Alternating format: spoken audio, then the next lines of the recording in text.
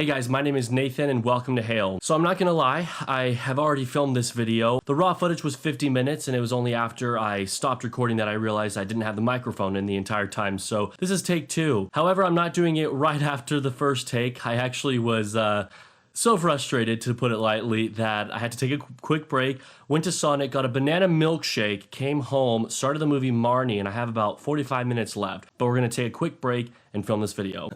Just in case you missed my announcement on YouTube, I was unable to post this video earlier in the month because my laptop screen broke. So I finally got it fixed and I was able to edit this video. And so the day that you are watching this, I'm glad it found your way. I'm glad that you can stop talking, Nathan. So it's July Wrapped, right? Like, we're gonna talk about the movies that I watched for the last month, first time watches, rewatches that changed my opinion on the movie, as well as new releases, my Criterion Haul, other movies I bought, books I read, all that fun stuff. So let's get started with my first time watches. Really quickly, I do want to say that I watched a lot of movies this month. I just have the time. It's summer break and all I'm doing is working in the mornings and then kind of have the day to myself. So I have the time to watch more movies. Anyways, I'm not going to spend as much time on each movie just because there are so many to talk about. The Big Sleep was a movie that was good enough. I mean, Humphrey Bogart and Lauren Bacall do great, but the plot is very confusing, and I read somewhere that the director purposely wanted it to be very confusing, so that's a little annoying. But hey, it's a great noir. The BFG is one of Steven Spielberg's worst movies ever. I didn't like it at all. The giants look really weird, and the effects are awful. History is Made at Night is a movie I mentioned in my Criterion video, so if you want to hear my thoughts, check out that video. Orpheus has beautiful visuals. Any scene that's filmed beyond the mirror place,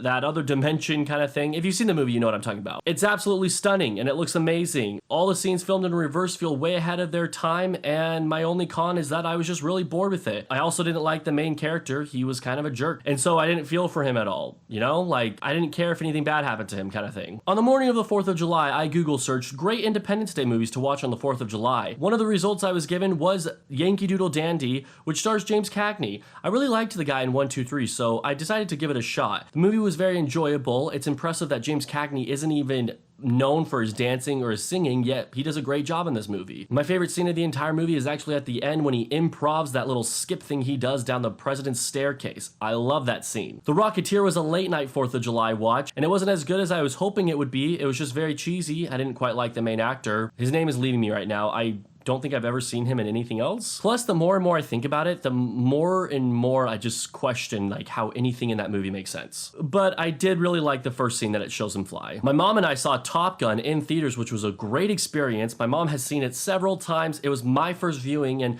I feel like this is the best way I could have seen this movie for a first time. Hearing the loud engines, seeing the up-close shots on the pilots in the air, on a big screen with the surround sound. It was just an amazing experience. I also loved the 80s soundtrack. To me, that was a big pro. Elevator to the Gallows was a bit of a disappointment. I expected to be more attached to the characters and to the story, but unfortunately I just found it to be very boring. I like the plot, and so I just wish the execution was a little bit more entertaining. I think they could have done this by having less back and forth dialogue scenes and more back and forth exciting scenes. I talked about The Freshman in my Criterion video for the month, so make sure to check out that video. An American in Paris is one of my best picture watches of the month, and I really enjoyed it. It's not like my favorite best picture. It's not even my favorite musical by any means, but I feel like fans of La La Land will really appreciate this one because you can clearly see where La La Land was inspired. Particular parallels that I found with La La Land and An American in Paris included the sets, the colors, many colors, very vibrant colors, as well as the final scene.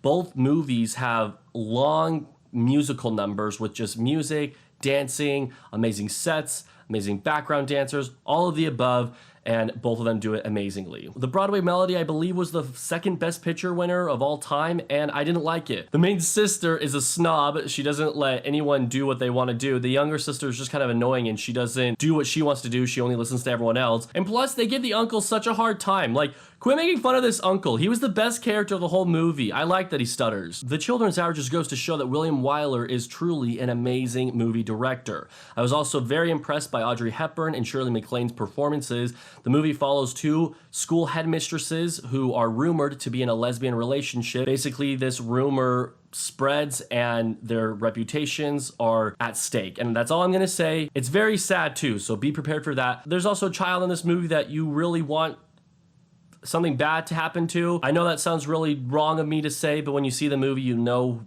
who exactly I'm talking about. The Lady Eve was a movie that you guys recommended to me, and you know, it was just fine. It's funny to see Henry Fonda as a klutz. Barbara Stanwyck is absolutely insane in this movie. I don't really have anything else to say. Speedy was a great time. It was especially surprising to see Harold Lloyd flip himself off halfway through the movie. I didn't see that coming. I actually had to rewind the scene to make sure that I saw what I saw. The rest of the movie is very funny too. Just like any Harold Lloyd movie I've seen so far, it has plenty of great gags, plenty of smart ways to get out of troublesome situations. Harold Lloyd, you are amazing. I was feeling a serious lack of Charles Laughton in my life, and so I checked out The Private Life of Henry VIII, which was the movie that he won the Oscar for Best Actor in a Leading Role for, and the Oscar was a deserved win. I mean, I don't know who his competitors were. I haven't seen their movies from 1933. However, I was very impressed by Charles Laughton's performance here. He's very much a crazy character in this movie, and it was so fun to see him act in that way. I decided to have a double feature this month. I watched both Night to Remember and Titanic. Night to Remember was a perfect movie. I can't think of anything wrong with it. I was very impressed with how well they portrayed the sinking of the Titanic. Plus, I felt like this movie was better in the sense of focusing on the Titanic. In Night to Remember, I can't think of one character, whereas I could think of several characters from Titanic. It just shows how the narratives are different in both movies. I also like how in this movie they focus on the cruise ships that were around the area that either didn't help them or was too far away to help them, and they were traveling and they got there really late. I like how they mentioned that because it's not as focused on in Titanic. Plus, they also play Near My God to Thee in Night to Remember, which was really cool. It was actually played in a different tune, but it had the same words and it was equally as powerful. And I normally say my rewatches for a certain section of the video, but I might as well talk about it now. I rewatched Titanic, and there's a lot to love about Titanic. I mean, I've mentioned how it's focused more on the characters than the sinking itself. That doesn't mean that it's not focused on the sinking, because the way that they filmed the sinking of the Titanic in this film is just absolutely incredible. I believe it was in 1985 that they realized that the Titanic actually split in half when it sunk, and so The Night to Remember doesn't show that, but this movie does show that, and so that's really neat that they include that, of course. Really, my biggest con for the movie is I don't like the present scenes nearly as much as I like the past scenes. I wish we could just stay in the past the whole movie. The Greatest Show on Earth is a movie I was interested in for two reasons. It's a Best Picture winner and it stars James Stewart. The movie is okay. I feel like it's more of a circus documentary than anything, but I enjoyed seeing James Stewart. He plays Buttons the Clown, which very much so piqued my interest, and I was actually most interested in his character story than any other characters in the movie. But if it was up to me, I actually would have preferred High Noon to win Best Picture over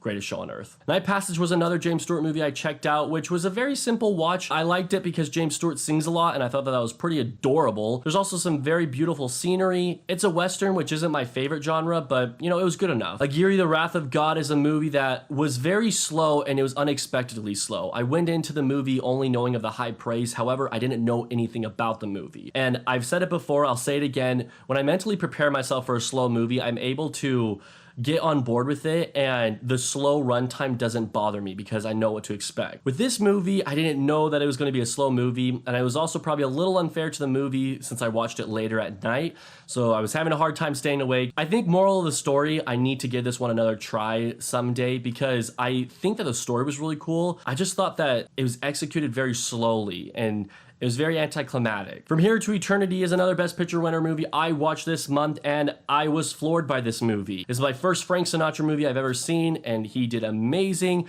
Donna Reed also did incredible in this movie. I've seen Montgomery Clift and Judgment of Nuremberg, but this was the real movie that I would say like introduced me to him because I didn't know him too well, and he plays a very minor role in Judgment. And so seeing him in this movie, he absolutely shined. He gave an incredible performance, and I can't stop thinking about this movie. Really, everyone in this movie just does a great job. There's not one bad performance. How to Steal a Million is another Audrey Hepburn and William Wyler duo, and this time Peter O'Toole joins the club. It's really cool to see Audrey Hepburn and Peter O'Toole work together. They're both a great couple, a great match. They have good chemistry on the screen. It's a heist film, and it's a little different than other heist films I've seen. For an example, it takes about an hour to get to the heist, and even when you get to the heist, it's a very slow heist. There's a lot of waiting for certain things to happen before they can move on to the next step of their plan, but it wasn't very bothersome to me. Like, I enjoyed the whole movie, and I thought it was pretty funny too. In a Lonely Place is a movie that I think I can say has my favorite performance from Humphrey Bogart. He's incredibly scary in this movie, particularly one scene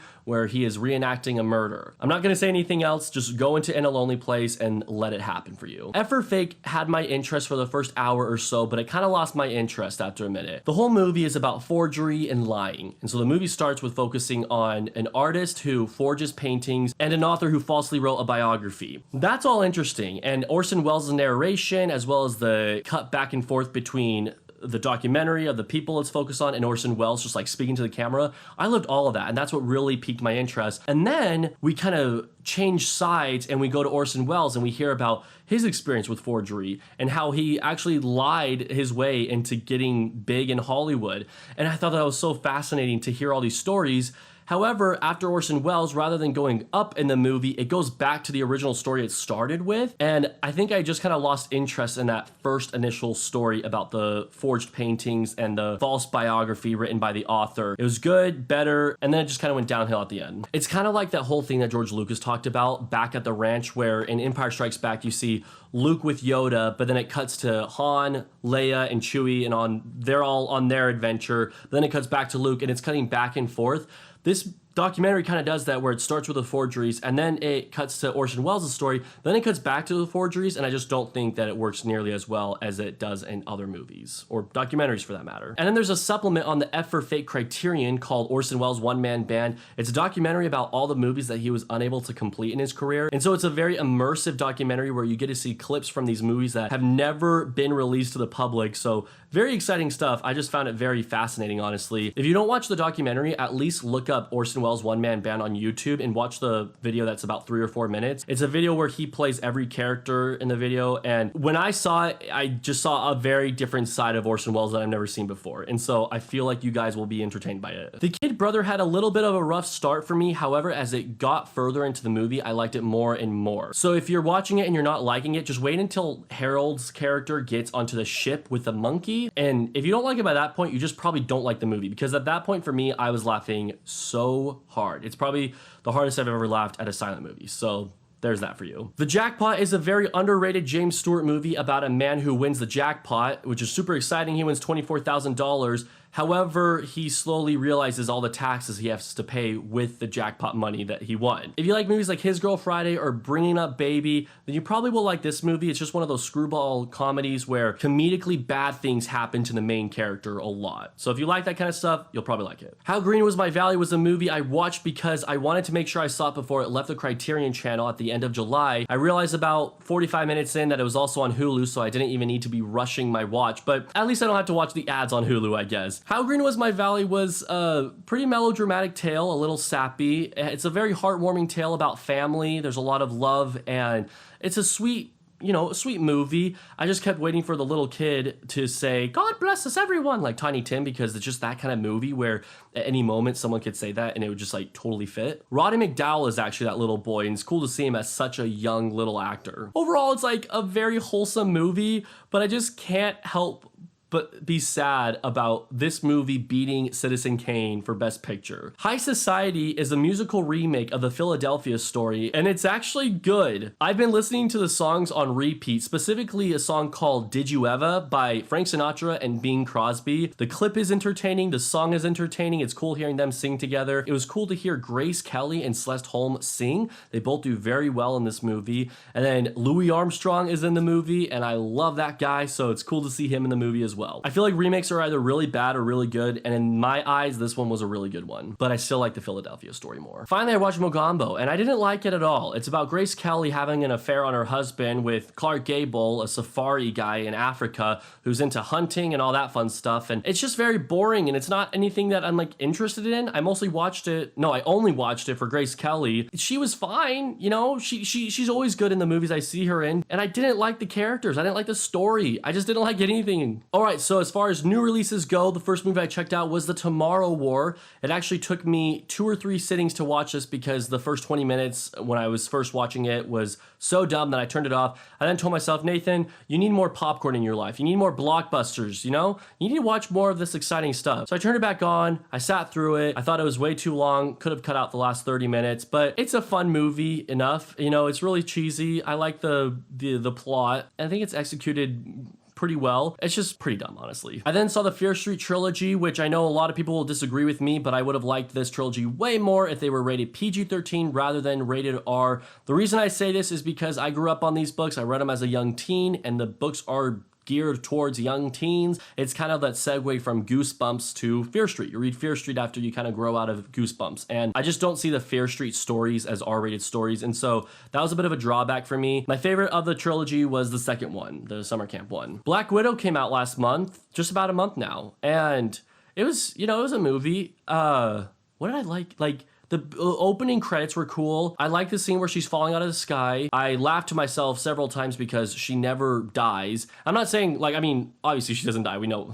But all I'm saying is there are many moments in this movie where she should have died, but plot armor is big in this movie. The Map of Tiny Perfect Things came out earlier this year, but it's still a 2021 release, so I'm including it here. You all know the story. It's the Groundhog Days, the Edge of Tomorrows, the Happy Death Days, where they keep reliving the same day again and again. However, something I like about this movie is they start right in the middle of living the same day over and over again. And so for all we know, the opening scene could be his like 200th day in this time loop. And at its heart, it's a love story. It's a teenage romance film, which I used to be really into these kind of things as a high schooler. I've grown out of them, but occasionally revisiting the genre is just kind of fun for me. So I enjoyed it overall. I then checked out the short film Worst Nightmare, which you can click the link in my description and check it out here on YouTube. The reason I'm so excited about it is because my best friend Jackson, you guys know him, you love him, he's been on the channel, stars in this short film and he gives an amazing performance. If you guys have seen the Black Mirror episode with Wyatt Russell, this short film is very similar to that episode. And it's so funny because they even reference that episode in the short film. And so I'm not going to say anything else, just click the link in the description below and check out that short film. Old was just something else. You know, a lot of people are saying that it was very well executed. I completely disagree. I think that the story is a good one, but it was poorly executed. I think putting Christopher Nolan behind the camera would have done this movie so much more justice. There would have been better acting, better line delivery, a better score. The only thing I really liked about the movie was Thomasin McKenzie because I just like her in anything, but I also like the twist ending too. I know some people didn't like the twist. I liked it. Jungle Cruise came out and I checked that movie out. You know, the first 20 or 30 minutes were very solid, reminded me of Indiana Jones and Pirates of the Caribbean, but you've already heard that. As the movie progressed, it just got dumber and dumber. I didn't really like all the characters, especially the villains. They all looked really dumb to me. However, Skippy and Pants had a great chemistry on screen. I also loved Skippy's bad puns. They were very funny to listen to. All right, now I'm going to talk about rewatches, whether the movie was better, worse, or if I feel the same way towards it. For my 1000th diary entry on Letterboxd, I chose to watch Forrest Gump, which is a movie I haven't seen in maybe 8 years. And I feel the same way I felt when I saw it in high school, where I just think it's a very great movie. You know, great is the third tier on my tier list, and I don't know that I'll ever see Forrest Gump as like a nearly perfect or perfect movie. It just has always been what I said. It's just great. In fact, I think it's a little overrated, but it's enjoyable for what it is. I rewatched What's Eating Gilbert Grape. I actually rewatched it with Jackson and Nick too, which was super cool, but this is just a great movie and it reminded me how much I enjoy it too. For whatever reason, through the years, I thought to myself that the movie wasn't good. I thought that I only liked it for Leonardo DiCaprio's performance, but the movie itself is still amazing. His performance just makes it even better. And Johnny Depp is really good too. I then rewatched Gone with the Wind in the movie theaters, which was a super cool experience. First time I've seen it in 6 years. I'm gonna go ahead and cut to my past self so he can tell you about how that went. Hey everyone, I'm in my car right now. I'll take my glasses off so there's not a glare. I'm on my way to see Gone with the Wind in the movie theaters. I am very excited for all 4 hours. To me, this is the way to rewatch the movie. And so I'm excited to get an updated opinion on it too. I thought that I would bring you guys along for this part of the Wrapped episode.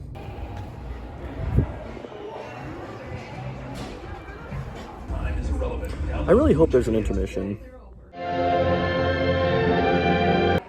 All right, so it's the intermission right now, and movie is epic so far. I forgot a lot about it, and it has been very enjoyable, especially that intermission moment where it's that final shot before the intermission starts.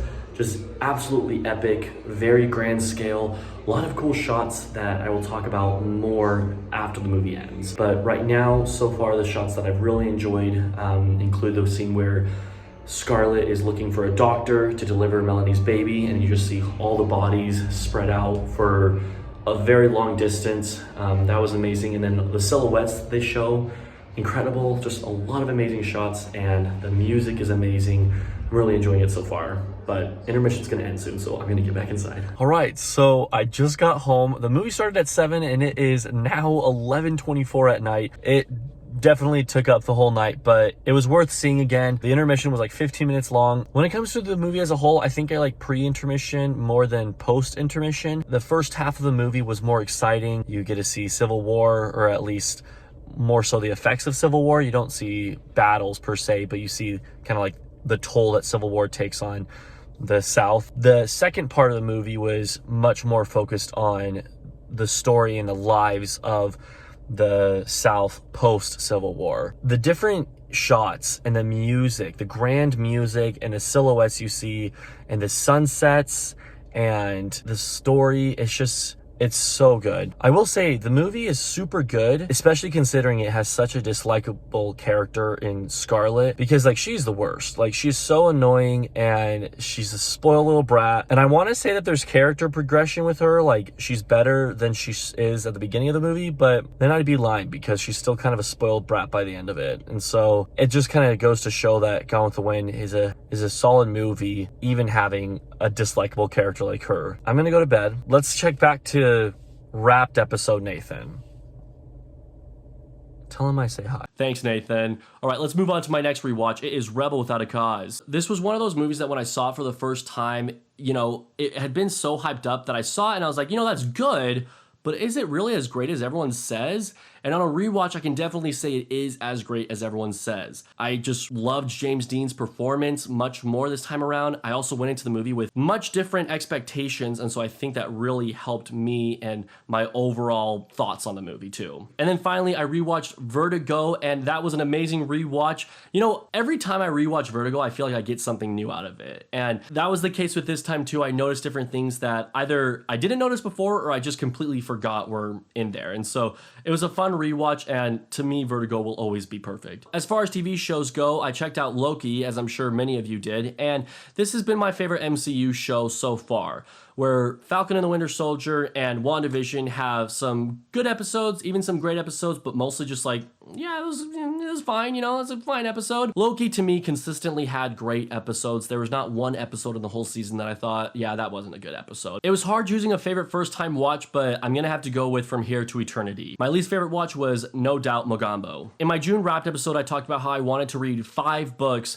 Unfortunately, in the month of July, I was only able to read 3 books. However, I almost finished Anne Frank in time. I finished it on like August 2nd. And so I'm just gonna say in between Wrapped episodes, I read 4 books, which I was pretty impressed about. I thought about reading like a smaller book just so I can make it to 5, but it's not about rushing. It's about like enjoying the book you're reading, right? And so I didn't want to rush. I just wanted to enjoy what I was reading. So the first one I read was Harry Potter and the Cursed Child, and it's the best fan fiction out there. That's the best way of putting it. Just a lot of things that happen in this book that are like very questionable. I don't like where a lot of the original canon characters end up, and I don't like what they do with the story. So overall, I just didn't really like it that much. But I'm glad I've read it because I've always been curious about it. And then I actually did read a shorter book. It is The Tales of Beetle the Bard. I've owned this book for years and I've never read it. And so I was in the Harry Potter mood and I told myself, if I don't read it now, when am I going to read it? And so I read it. You know, it's a cute little book about different wizarding tales and whatnot. For what it is, just getting in the Harry Potter world and stuff, I enjoyed it. And then I read Animal Farm. Believe it or not, I wasn't required to read this in school, although I know that my sister was and a lot of my friends were, and so I don't know what classes I was taking that didn't require this. However, I really enjoyed it. I can see why it's as iconic as everyone says it is. The pig means so much more to me now.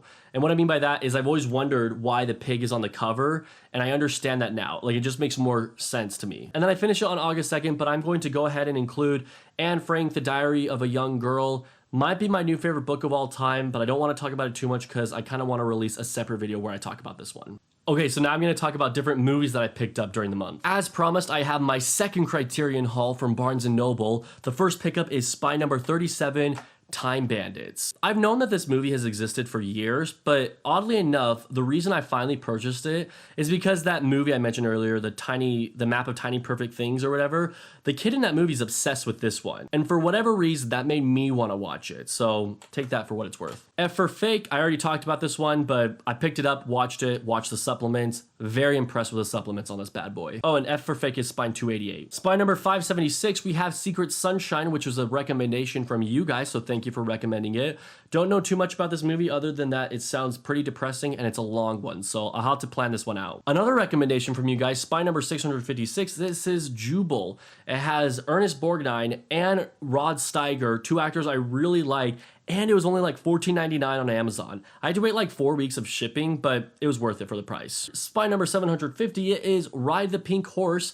I was interested in this movie because the main star is from Here Comes Mr. Jordan, and there's also, let's see, Thomas Gomez, who was in a few Twilight Zone episodes, and he was in Key Largo. I think he was even nominated for an Oscar in this movie. And I just think he's a good actor. I think both of them are good actors, so it just piqued my interest. I finally got it. Spy number 810, I already discussed this movie, is In a Lonely Place. And Spy number 964, another movie I already discussed, The Kid Brother. And then I have Spy number 1033 is The Cameraman, Buster Keaton. I still have yet to see a silent film from his, but I plan to see this very soon. But I first want to check out The General. And this case also comes with 3 ages, so that's cool. More the merrier, I guess. By the way, the next Blu-rays I'm showing right now are from a Kino Lorber sale that they were having. So next we have The Strange Door, starring Charles Lawton. It's a thriller, and so I'm going to save it for October. Battleship Potemkin, I've never seen it, but it's from the 20s, and it's considered to be one of the greatest movies of all time, and I'm pretty sure it's Billy Wilder's favorite movie of all time, so that's really cool to me. Inherit the Wind, I heard what this movie was about, saw the Blu-ray, and I wanted to pick it up because I'm really intrigued to see what this movie will be like. Pocketful of Miracles is a movie I got because it's directed by Frank Capra, and it has Thomas Mitchell in it, so 2 wins to me right there. Plus, I believe it takes place around Christmas time, so I'm going to say this one for December. And speaking of Thomas Mitchell, Frank Capra, and Christmas time, wow, that worked out really well. I have the steelbook for It's a Wonderful Life. I barely purchased this one because it's always going for some ridiculously high price, like $28 or whatever, and it was on sale for 1 day for like 14 bucks. And so I was like, finally, that is the price I'll get it at. So I purchased it, and I'm really glad to have it in the collection. All right, and then this is really random, but I was at my grandpa's house earlier this week, and he gave me a bunch of his VHS tapes. And, you know, I don't have a VCR that works or anything.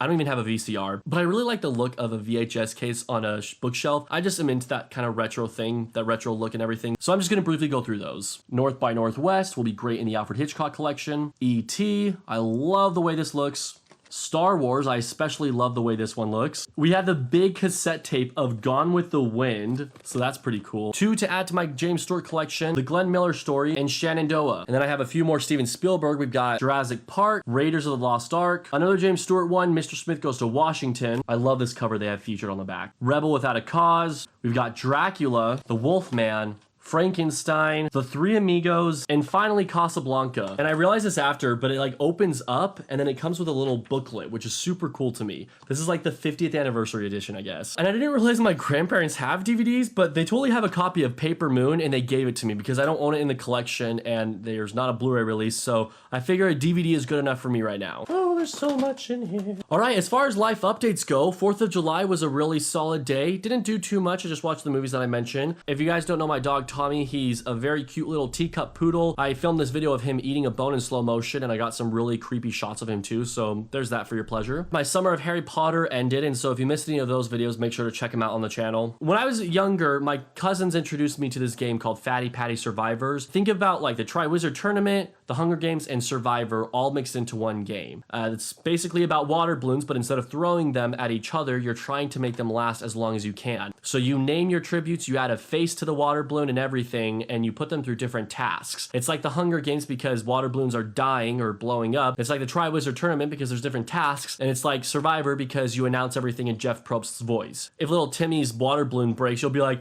Timmy is out! 2 remaining! Who will be the winner? Like, you do things like that. Just imitate Jeff Probst and all that fun stuff. So I have some pictures from Fatty Patty Survivors, mostly of the balloons that we made, but also one of a task too. But anyways, I hope you guys enjoy those. And then this last month, I also completed a puzzle. It's the first puzzle I've ever done on my own. It's not because like it was hard for me or anything. It's just because I didn't do puzzles. And I'm strangely getting very into puzzles right now. I find it to be a very good thing to do while watching movies, especially long movies. So that's nice. It's for the Harry Potter series. If you didn't see my Instagram post, sorry about the light, but oh yeah, there you go. Harry Potter, check it out. It's like all the books. So I framed it and I'm gonna put it somewhere. Don't know where yet. And I'm currently working on a Lion King one. The other biggest life update right now is in July, my grandpa actually passed away. You know, I'm doing fine. I think it's more weird than anything because I've never had a grandparent pass away. I've definitely dealt with losing a loved one before. If you know me, you know about that. Of the 4 grandparents I have, he's the one I was least closest to. And so while it is sad and his funeral was very beautiful, very well put together and just very strong. While it is sad, I'm doing okay and everything. I think it's just more so weird. I want to include those kind of things though in these wrapped episodes because these videos aren't just about talking about movies. They're about updating you guys on how my life is going. And in 5 years, when I look back on this series, if I look back on this series, I want to know what was happening in each month that I talked about. So I wanted to go ahead and include that. But anyways, life is still good. And the biggest thing right now that I'm thinking of is grad school. It starts in August. I'm pretty nervous, but I'm excited too. If you're a praying person, say a prayer for me. Guys, thank you so much for checking out this wrapped episode. I want to hear what you guys watched for the first time, as well as your favorite watches, least favorite watches, what you picked up in the Criterion sale. Whatever you want to throw at me, lay it on me. Come on, I want to hear it.